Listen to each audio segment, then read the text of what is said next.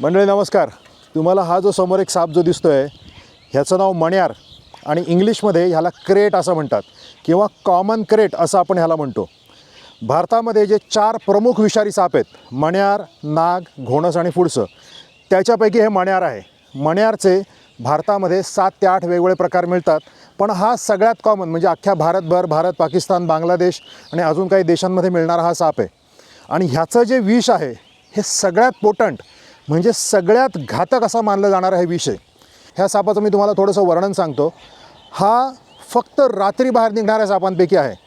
ह्याचे जे डोळे आहेत आणि ह्याचं जे जॅकब्सन्स ऑर्गन म्हणजे ज्ञानेंद्रिय आहे, ते जीभ जी बाहेर काढतो, हे बाकीच्या सापांपेक्षा जास्त मोठं आहे, जाड आहे आणि लांब आहे. त्याच्यानंतर त्याचे जे डोळे आहेत ते एकदम काळेकुट्ट आहेत आणि थोडेसे जास्त मोठे आहेत बाकीच्या सापांपेक्षा. त्याचं कारणच हे आहे कारण की कदाचित हा साप रात्री बाहेर पडतो आणि रात्री बाहेर पडून हा साप त्याचं भक्ष्य गोळा करतो. दुसरी गोष्ट, ह्याचे तुम्हाला इकडनं पाठीमागनं तुम्हाला हे शेवटपर्यंत म्हणजे अगदी शेपटीच्या शेवटपर्यंत असलेले हे जे त्याचे पट्टे जे आहेत हे साधारणपणे 50 ते 70 असे ह्याच्या अंगावरती वेगवेगळे पट्टे असतात. आणि आपल्या इकडे ह्याच्यासारखाच दिसणारा एक साप आहे ज्याला चुडई किंवा कवड्या असं मराठीमध्ये बोलतात आणि इंग्लिशमध्ये त्याला वुल्फ स्नेक असं म्हणतात. तर हा जो साप आहे आणि त्याचं डोकं त्रिकोणी असतं. ह्याचं डोकं तुम्हाला दिसत असेल तर बऱ्यापैकी गोल आहे. हे बघा, तुम्हाला त्याचं डोकं गोल असं दिसत असेल. आणि हा जो साप आहे हा जनरली शाय म्हणजे जनरली लाजरा असा हा साप असतो. हा ॲग्रेसिव्ह साप अजिबात नाही आहे. ज्या प्रकारे एखादा घोणस असतं किंवा तुम्ही एखादं फुडसं म्हणू शकतो, जो व्हायपर व्हरायटीमध्ये म्हणू शकतो, किंवा आपण एखादा नाग म्हणू शकतो. तर नाग जो असतो तो एकदम डौलदार असतो. नाग आतापर्यंत त्यांनी फणा काढून आपल्याला राग-बीग दिला असता किंवा त्याने आवाज काढला असता. घोणस असता तर त्यांनी तिकडनं इकडे अटॅक करण्याचा सुद्धा प्रयत्न केला असता. किंवा तर फुडसं हे सुद्धा म्हणजे घातक प्रमाणामध्ये अटॅक करू शकतं जर का आपण त्याच्या जवळ गेलं तर. पण हा जो साप आहे हा एकदम लाजरा असतो. हा रात्री बाहेर पडतो. आपल्याला बऱ्याचशा अशा घटना माहिती आहेत की एखादी व्यक्ती ही झोपेतच निघून गेली आणि त्याला कोणत्या तरी सापाने दंश केला. तो मोस्टली हा साप असतो. ह्याचं जे विष आहे ह्याला न्यूरोलिटिक व्हेनम असं म्हणतात किंवा जे आपल्या मज्जासंस्थेवर काम करतं आणि फक्त मज्जासंस्थेवर काम करतं.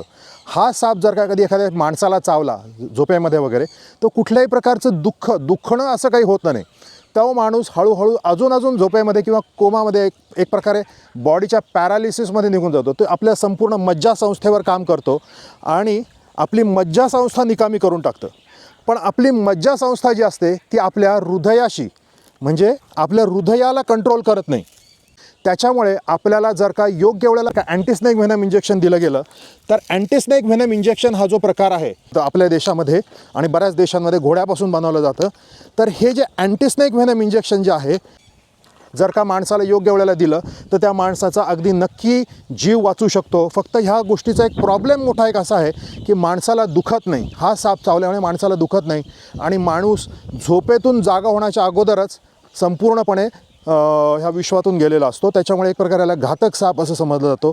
आणि आपल्याला अशा बऱ्याच वेगवेगळ्या गावांमध्ये ह्या गोष्टी माहिती आहेत की ज्याच्यामुळे हा साप रात्री येऊन रात्रीच घात करून निघून जातो. महत्त्वाचं एक त्याचं कारण असं पण असतं की जर का थंडी असेल बाहेर किंवा एखादा बाहेर जर का पाऊस पडत असेल तर हा साप गरमीच्या शोधामध्ये आपल्या घरांमध्ये येतो. त्याच्यानंतर फाटीमध्ये येतो. फाटीमधनं आपल्या पांघरुणांमध्ये किंवा आपल्या घरांपर्यंत पोचू शकतो, ज्यांची घरं एकदम ग्राउंड लेवलला असतात जशी आपली गावांमध्ये घरं असतात. त्याच्यामुळे दुसरी गोष्ट एक अशी असते की आपल्या घरामध्ये जी गावामध्ये असतात त्यांच्याकडे कोंबड्या असतात किंवा त्यांच्याकडे मांजरं असतात. आणि मांजरं आणि कोंबड्या, सगळ्यात महत्त्वाचं म्हणजे कोंबड्या ज्या असतात त्या कोंबड्या आपल्या घराच्या आजूबाजूला येणारे विंचू, आपल्या घराच्या आजूबाजूला येणारे किडे, आपल्या घराच्या आजूबाजूला येणारे साप, ह्या सगळ्यांचं फर्स्ट लाईन ऑफ प्रोटेक्शन असतं. पण कोंबड्या आपण रात्री टोपलीखाली घालून ठेवतो त्याच्यामुळे कोंबड्या पण नसतात. आणि मांजरंसुद्धा कुठेतरी दूध बीत पिऊन त्यांना खाऊन घेऊन शांतपणे कदाचित झोपलेली असतात. आजकालची मांजरं ती काय रात्री ॲक्टिव्ह नसतात. तर त्याच्यामुळे हे सापसुद्धा जे आहेत आणि ऑफकोर्स हा रात्री काम करणारा एकदम पॉवरफुल असा साप आहे. त्याला खूप जास्त ऑफकोर्स तो वाईल्ड स्नॅप असल्यामुळे त्याला सगळं ज्ञान असतं. त्याच्यामुळे हा घात करू शकतो साप मोठ्या प्रमाणामध्ये. पण तुम्हाला मी परत सांगतो आहे की कुठल्याही प्रकारचा साप हाताळायची अजिबात गरज नाही आहे. ह्या सापाला मी अजिबात हाताळणार नाही आहे कारण की ह्या सापाने चावणं म्हणजे अगदी ह्याच्यापेक्षा म्हणजे आपल्या नागापेक्षाही कैक पट ज्याचं विष हे घातक आहे असा हा साप आहे. जरी हा दिसायला लाजरा बुजरा आणि शांत दिसत असला तरीसुद्धा ह्याचं विष अत्यंत घातक आहे. हा साप म्हणा किंवा दुसरा ह्याच्यासारखा दिसणारा कवड्या साप म्हणा किंवा कोणताही साप कधीही हँडल करू नका. मी जे आता तुम्हाला सांगतो आहे हे एज्युकेशन आणि मी ह्या संपूर्ण शेताचं माझ्यावरती जबाबदारी आहे. आमच्या इकडे काम करणारे 100 माणसांची आणि किंवा प्राण्यांची, इकडे तुम्हाला दिसते ते सगळ्या प्राण्यांची माझ्याकडे जबाबदारी असल्यामुळे मी हे जे वेगवेगळे साप आहे ते वेगवेगळे साप आयदर इकडे हँडल करतो आणि त्यांना योग्य ठिकाणी हलवतो किंवा त्यांची योग्य माहिती देतो, जेणेकरून आपल्याला त्याची योग्य माहिती मिळत राहील. तर अशा प्रकारे हा साप आहे. ह्या सापाचं जे भक्ष्य आहे हे मुख्यत्वे करून जे दुसरे साप आहेत, हा साप नागाच्या पिल्लांना नाश्त्यासाठी खाऊ शकतो.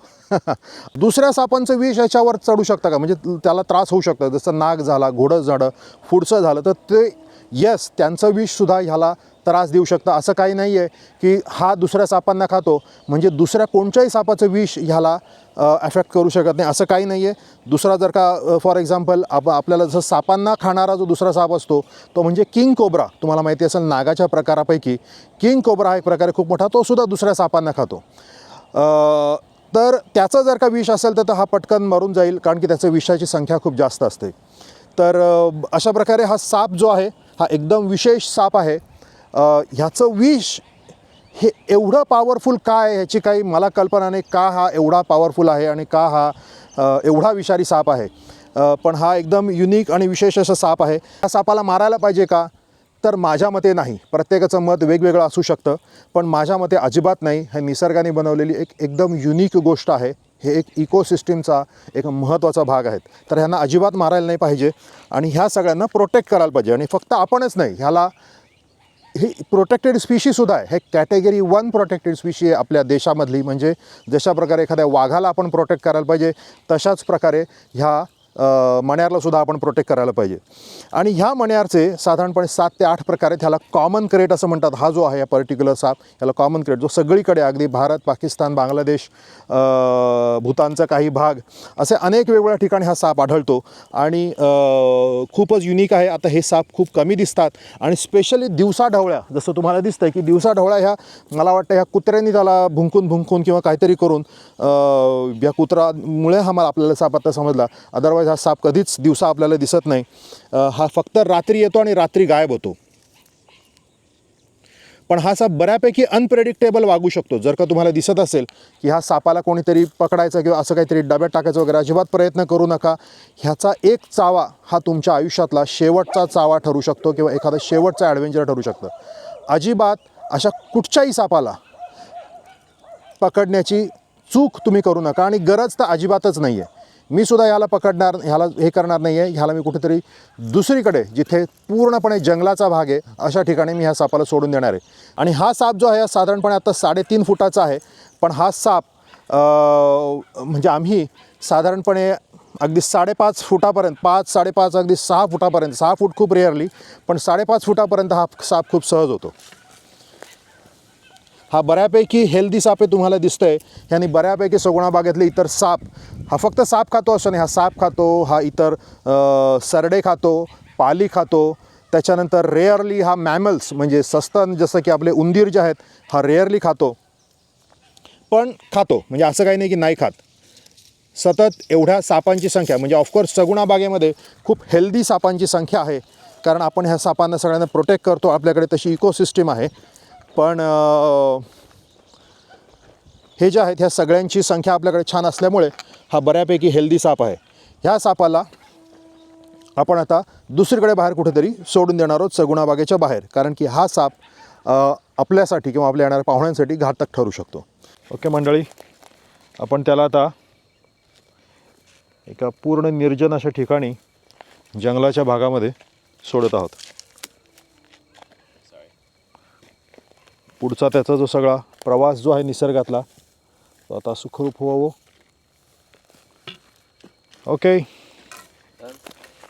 धन्यवाद. सगुणा बाग शेतकऱ्यांना प्रतिष्ठेचा मार्ग दाखवणारं भारतातील सर्वप्रथम कृषी पर्यटन केंद्र.